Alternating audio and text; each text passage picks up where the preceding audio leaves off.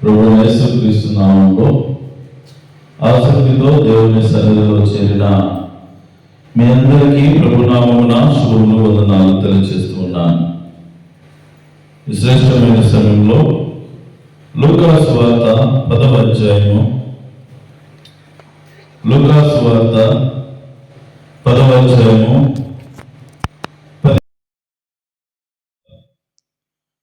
లూకా సువార్త 10వ అధ్యాయము 17వ వచనాన్ని ధ్యానం చేద్దాం. అందరం కలిసి చదువుదాం. ఆ లైట్ వేసుకోండి, వెలుతురు వస్తుంది కదా, లేదది రైట్. ఆ 70 మంది శిష్యులు సంతోషముతో తిరిగి వచ్చి, ప్రభువా, దయ్యములు కూడా నీ నామము వలన మాకు లోబడుచున్నవని చెప్పగా, యేసుప్రభుల వారు అన్నటువంటి మాట దానికి, ఆయన సాతాను మెరుపువలె ఆకాశము నుండి పడుట చూచి తిని, ఇదిగో పాములను తేళ్లను త్రొక్కుటకు శత్రుబలమంతటి మీదను మీకు అధికారం అనుగ్రహించి ఉన్నాను, ఏదియో మీకెంత మాత్రమును హాని చెయ్యదు. జాగ్రత్తగా ఈ మాటలు మనం ఉదయమున ధ్యానం చేద్దాం. యేసుక్రీస్తు ప్రభుల వారు ఈ లోకంలో మరి 3.5 సంవత్సరాలు సేవా కాలంలో ఎంతోమంది శిష్యులను ఆయన సంపాదించుకున్నాడు. అనేక మంది, ప్రభువా, మేము నీతో పాటు నీ అడుగుజాడల్లో నడుస్తామని ప్రభు వెంట వచ్చిన వారు చాలామంది ఉన్నారు. రావాలని ఆకాంక్ష కలిగి ఉన్నారు, కానీ చిన్న బ్రేక్ తీసుకొని వస్తామని కొంతమంది. మా ఇంట్లో ముసలాళ్ళు ఉన్నారు, వాళ్ళు చనిపోయాక పాతి పెట్టి అన్ని కార్యక్రమాలు సవ్యంగా పూర్తి చేసుకొని వస్తాంలే అని కొంతమంది. నేను వస్తాను, నిన్ను వెంబడిస్తాను, కానీ మొన్ననే పెళ్లి కుదిరింది సార్, కొంచెం పెళ్లి చేసుకొని 2-3 నెలలు సంతోషించి నిదానంగా వస్తాలే అని ఇంకొంతమంది. అట్లా రకరకాలైనటువంటి వ్యక్తిత్వాలు కలిగినటువంటి వారు యేసు ప్రభువును వెంబడించారు. అయితే ఇక్కడ మనం నేర్చుకుంటున్నటువంటి శిష్యుల గుంపు 70 మంది ఉన్నది. యేసు ప్రభుకి ఎంతమంది శిష్యులు? 70 మందా? కాదా? 10 మందా? 12 మందా? అంతేనా? రైట్. ప్రపంచానికి తెలిసిన విధంగా యేసు ప్రభుతో పాటు ఉంటూ యేసు ప్రభువును వెన్నంటుకొని నడిచేటటువంటి గుంపు ఉన్నది. వాళ్ళు 12 మంది. మనము ప్రామాణికముగా యేసు ప్రభుల వారి శిష్యులు అనగానే ఈ 12 మందిని లెక్కలోనికి తీస్తాం. వాస్తవమేది. ఎందుకంటే యేసు ప్రభు సేవ ప్రారంభం మొదలుకొని ముగింపు వరకు, ఇదిగో తదనంతరం కూడా కొనసాగించిన శిష్యులు ఈ 12 మందే. మరి వాళ్ళేనా అంటే కాదు, ఇంకా వేరే వాళ్ళను కూడా యేసు ప్రభుల వారు శిష్యులుగా తయారు చేసి తాను ముందుగా ఏ ఏ ప్రాంతములకు వెళ్ళవలసి ఉన్నదో దానికి ముందుగానే ఇదిగో వీళ్ళందరినీ ఆ ప్రాంతాలకు పంపించినట్టుగా మనం చూస్తాం. ఇప్పుడు చూడండి, కొండ మీద ప్రసంగం ఎలా జరిగింది అనుకుంటున్నారు? ప్రభు వెళ్ళగానే అక్కడ ఏర్పాట్లన్నీ ఎలా జరిగాయి? వెళ్ళటకు ముందుగా స్పీకర్ గారు వెళ్ళే లోపుగా విశ్వాసులు ఏం చేయాలి? ముందున్నటువంటి శిష్యులు ఏం చేయాలా? ఏర్పాట్లన్నీ అలా కార్యక్రమాలన్నీ కూడా దిగ్విజయముగా జరగడానికి ఈ శిష్యుల సహకారం ఎంతగానో ఉన్నది. ప్రభువు వీరిని ముందుగా ఆయా ప్రాంతాలలో పరిచర్య చేయడానికి ఇద్దరిద్దరుగా చేసి 70 మంది శిష్యులను పంపించాడు. దేవునికి మహిమ కలుగును గాక.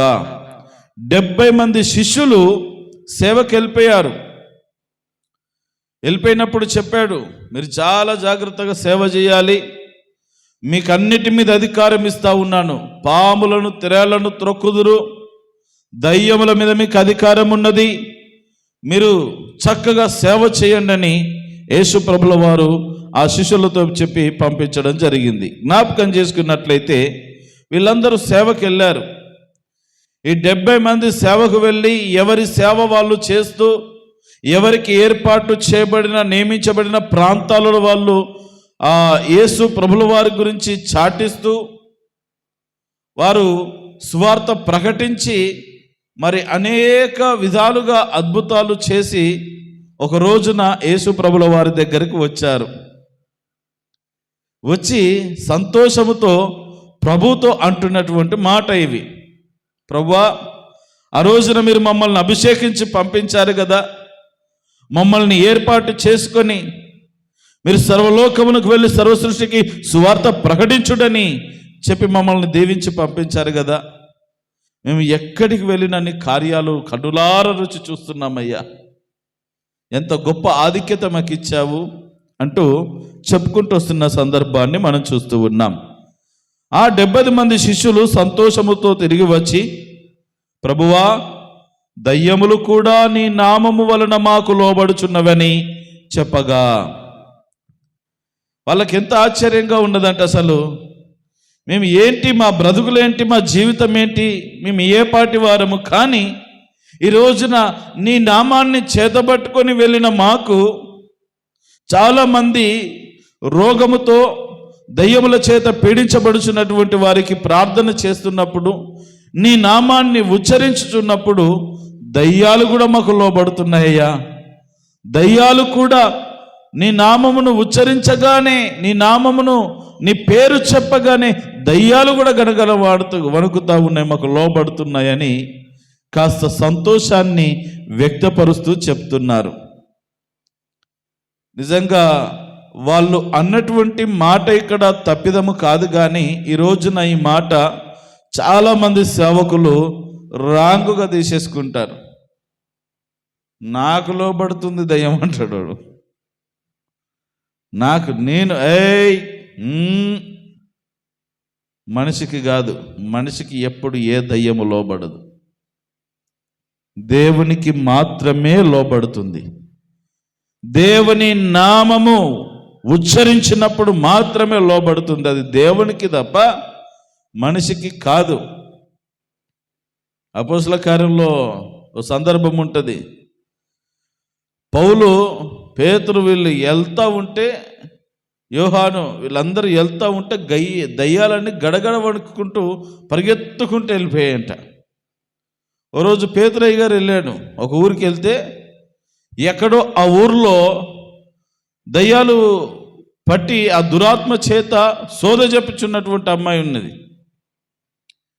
ఆ అయ్యగారు ఎప్పుడైతే ఆ ఊర్లో అడుగు పెట్టాడో దానికి వణుకు స్టార్ట్ అయింది. వచ్చాడు, ఎవడో వచ్చాడు, నన్ను నిలగొడతాడు, మనం పంపించండి, ఇక్కడ సోది చెప్తాము. వాళ్ళకు వచ్చిన వాళ్ళకి సోది చెప్పడం మానేసింది, ఇక ఈ సోది మొదలుపెట్టింది. ఎవడో నన్ను తీసుకెళ్ళడానికి వస్తూ ఉన్నాడు, ఎవరో పౌలంట, చూసుకుంటారా నాయనా, చూసుకుంటారా నాయనా. రాక రాక ఆయన ఆడికే వచ్చాడు. ఇక ఊకుంటాడా? ఏ సున్నావున వెళ్ళిపో సైతాన్ అన్నాడు, అయిపోయా. అది వెళ్ళిపోగానే తుస్సుమన అమ్మాయి పడిపోయింది. వాళ్ళ ఆదాయం అంతా పోయింది, ఎందుకంటే కట్టలు అట్లాంటి వాళ్ళకి బాగా వస్తాయి కదా డబ్బులు. సోద చెప్పేటోళ్ళకి, వ్యర్థమైన మాటలు చెప్పేటోళ్ళకి, కల్పించి చెప్పే వాళ్ళకి, అర్థం పర్థంలో అయినటువంటి విషయాలన్నీ చెప్పే వాళ్ళకి మాత్రం కట్టలు భలే వస్తాయి డబ్బులు. వాళ్ళ ఆదాయం అంతా దెబ్బతిన్నది, బిజినెస్ దెబ్బతిన్నది. నువ్వు ఇట్ట చేస్తావని బాగా కొట్టించి చెరసాల్లో వేశారు. అప్పుడే చెరసాల్లో వేసింది ఆయనను. ఆ రోజే తనతో పాటు కూడా పౌలుతో పాటు శీల ఉన్నాడు. ఒకవేళ పౌలుతో పాటు శీల స్థానంలో మీరుంటే మీరేం చేసేవారు ఒకసారి జ్ఞాపకం చేసుకొని. పౌలుకు పడాల్సిన దెబ్బలు శీలకు కూడా పడినాయి. ఇద్దరిని బాగా ఇరగ్గుమ్మేసి తీసుకెళ్ళి చెరసాల్లో పడేశారు. అక్కడేం చేస్తారు? హల్లెలూయా పాట, యేసయ్య పాట, ఏడికి పోయినా పాట పాడుకుంటా ప్రార్థన చేస్తారు. ప్రేమను దోంపిళ్ళ జ్ఞాపకం చేసుకుందాం. ఈ రోజున ఈ 70 మంది శిష్యులు యేసు ప్రభుల వారి దగ్గరికి వచ్చి చాలా రోజుల తర్వాత సేవలో నిమగ్నమైపోయి ఈ రోజున నేను దర్శించడానికి వచ్చాం స్వామి, ఎంత గొప్ప ఆధిక్యతనిచ్చావు, నీ నామమున ఎక్కడికి వెళ్ళినా అన్నీ అనుకున్నట్లుగా జరిగిపోతూ ఉన్నాయి. మాకు ఎక్కడ ఆటంకాల అభ్యంతరాలు ఏమి లేవు. విచిత్రం ఏంటంటే నీ నామమును చెప్పుచుండగానే దయ్యాలు కూడా మాకు లోబడుతున్నాయ్యా అని సంతోషము చేత చెప్తున్నప్పుడు ప్రభు అంటున్నటువంటి మాట, సాతాను మెరుపు వలె ఆకాశము నుండి పడుట చూచి తిని. అంటే సాతాను గారి పని అయిపోయింది, మన అధికారం అయిపోయింది, వాడు పడిపోతాడు. అయితే మీకు పాములను తేళ్లను అణగద్రొక్కడానికి శత్రు బలమంతటి మీద మీకు అధికారము అనుగ్రహించి ఉన్నాను, ఏది మీకెంత మాత్రము హాని చేయదు. నిజంగా పాములను తేళ్లను దొరకడం కాదు, దాని అర్థం ఏంటంటే ఇదిగో ఇలాంటి దయ్యపు శక్తులు కానీ మాంత్రిక తాంత్రిక శక్తులు కానీ వ్యతిరేకమైనటువంటి శక్తులు కొన్ని ఉంటాయి, మనతో పాటే ఉండి మనకి ఏమంటారు కన్నం పెట్టేటటువంటి వ్యక్తిత్వం కలిగినటువంటి కొంతమంది ఈ పరిసయ్య ఇంకా కొన్ని తెగలకు చెందినటువంటి వాళ్ళు ఉన్నారు. అట్లాంటి కొంతమందిని వారి వ్యక్తిత్వాన్ని బట్టి దేవుడు వాళ్ళని పాములుగాను తేళ్లగాను వాళ్ళ స్వభావాన్ని బట్టి చెప్పడం జరిగిందనమాట. అందుకే పాములను తేళ్లను శత్రుబలమంతటి మీద మీకు అధికారం అనుగ్రహించి ఉన్నాను, ఏది మీకు ఎంత మాత్రము హాని చేయదు.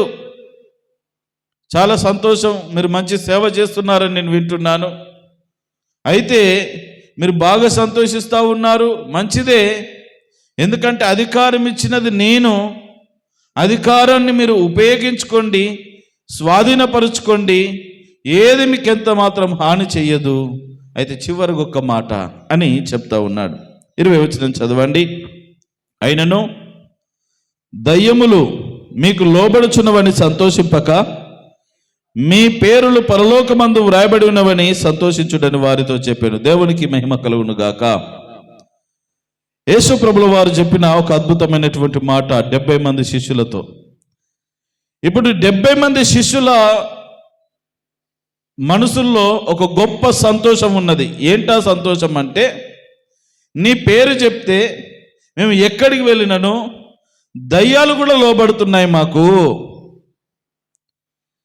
ఎవరు ఏది చెప్పినా మాకు సహకరిస్తున్నారు, మాకన్నీ అనుకున్నట్లుగా కలిసి వస్తున్నాయి, ఇక ఇబ్బంది లేదు ప్రభువా, మిమ్మల్ని నమ్మినందుకు నీ సేవ చేస్తున్నందుకు మాకంత సౌఖ్యముగానే ఉన్నది, క్షేమముగానే ఉన్నది అన్నట్టుగా సంతోషాన్ని వ్యక్తపరుస్తున్నారు. ఒక రిపోర్టు లాగా ప్రభు దగ్గర సంతోషముగా రిపోర్ట్ ఇస్తూ ఉన్నారు. ప్రభు కూడా దాన్ని తప్పుపట్టలేదు. వెరీ గుడ్, ఇంకా మీరు అంత మంచి సేవ చేస్తే ఎంత మంచిదయ్యా, వెరీ గుడ్, అధికారము అలాగే కాపాడుకోండి, శత్రుబలం అంతటి మీద మీకు అధికారం ఇచ్చాను, ఏది మీకు ఏమాత్రం హాని చేయదు, ఎందుకంటే మీతో నేనున్నాను, భయపడకండి అని చెప్పి అయినను అంటాడు. అయినను దయ్యములు మీకు లోబడుచున్నవని సంతోషింపక. మీ సంతోషము దయ్యాలు మాకు లోబడుతున్నాయి, మేము ప్రార్థన చేస్తే రోగాలు పోతున్నాయి, మేము పరిచర్య చేస్తే మా పనిపాట్లు సక్సెస్ అవుతున్నాయి, మా బిజినెస్ డెవలప్ అవుతుంది, ఇదిగో నువ్వు చెప్పిన విధంగా చేస్తే మాకన్నీ కలిసి వస్తున్నాయని ఈ చిన్న చిన్న విషయాల్లో మీరు సంతోషింపక, మీరు సంతోషించవలసిన విషయం ఏంటంటే మీ పేరులు పరలోకమందు వ్రాయబడినవని. మీ సంతోషము ఇహ సంబంధమైనది కాకుండా ఉండాలి, పర సంబంధమైనదిగా ఉండాలి. ఈ రోజున చేరువచ్చినటువంటి మనకు ఎలాంటి సంతోషం ఉన్నది? సంతోషం ఉండడము తప్పు కాదు, అది ఏ రకమైన సంతోషము, అది ఏ రకమైన సంతోషము? సంతోషాలలో నిజంగా దేవుడు సంతోషించే విషయాలు ఉంటాయి, మనుషులముగా మనము మాత్రమే సంతోషించే విషయాలు ఉంటాయి. అది ఎలాంటిది అనేది మనల్ని మనము పరీక్ష చేసుకోవాలి. నేను ప్రార్థన చేస్తానండి, గొప్ప స్వస్థత కలుగుతుందండి. వెరీ గుడ్, సంతోషించదగిన విషయమే. నీతో పాటు ఇంకా 10 మంది సంతోషించదగిన విషయమే. నీతో పాటు దేవుడు కూడా సంతోషింపదగిన విషయమే. అయితే నీ సంతోషము దాని మీద ఉండకూడదు, దాని కొరకు ఉండకూడదు. నీవు పరలోక రాజ్యములో పేరు సంపాదించుకున్నావు, దేవుని దృష్టిలో ఉన్నావు, దేవుని ఆత్మచేత నింపబడ్డావు, దేవుని అధికారాన్ని స్వాధీనపరుచుకుంటున్నావు, దేవుని కొరకు నమ్మకంగా జీవిస్తున్నావు. ఈ విషయాలను బట్టి నీవు సంతోషించాలి. అందుకే ఈ రోజున చాలా మందికి ఏ విషయంలో సంతోషించాలో, ఏ విషయంలో సంతోషించకూడదో అర్థం కావడం లేదు. నేను పాట పాడితేనండి, నేను పాట పాడితే అందరూ ఇట్లా చెవులు కోసుకొని వింటారు. ఉన్నాయి కాబట్టి కోసుకుంటారు, మరి ఏం చేస్తాం? మళ్ళీ వినకూడదని చెవులు కోసుకొని వినేది. కొంతమందికి ఈ సంతోషాలు. నేను వెళ్ళానంటే మందిరంలోనికి మా పాస్టర్ ఖచ్చితంగా మైక్ ఇస్తారు, నా చేతిలో పెడతారు. ఎందుకు? బాగా పాడతానని. అది వాళ్ళ ఫీలింగ్. ఈడ మా మీద పడి ఏడుస్తారో, పాటలైనా పాడితే పీడ విరుగడైపోతుందని ఈయనిస్తాడు. ప్రార్థనకి లేకపోతే ఏం గొడవలు అని ఈయనిస్తాడు. అర్థమైందా? వాళ్ళకి అదొక సంతోషం. కొంతమంది ఉంటారు అలా, వాళ్ళని వాళ్ళు సంతోషించి ఒక ఎగ్జైట్మెంట్గా ఉండేటటువంటి వాళ్ళు.